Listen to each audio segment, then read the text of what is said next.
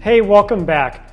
I want to talk about another advanced scenario using Copilot for Excel as part of Copilot for Microsoft 365. In this scenario, I have a requirement where I need to take the first name and last name and create an email address from both of those columns. So, for example, I need first name dot last name at contoso.com. But I'm not the best with formulas or functions, so how do I even do that? Well, I'm going to show you how using Copilot.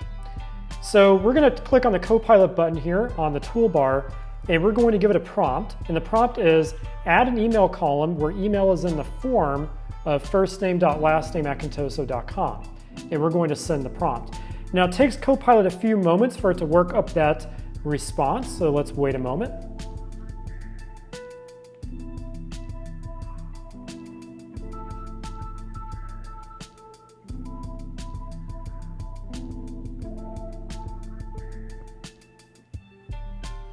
And here's the response from Copilot. So I can see that it's going to use a function. It looks like it's going to use the lower function to combine the first name and last name and then append the @contoso.com using Concatenate.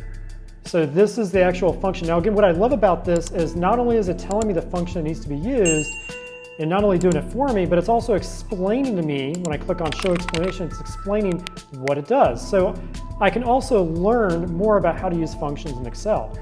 And then here's what the results will look like. So if I hover over Insert Column, you can see in my worksheet to the left, it's going to show me what that new column will look like.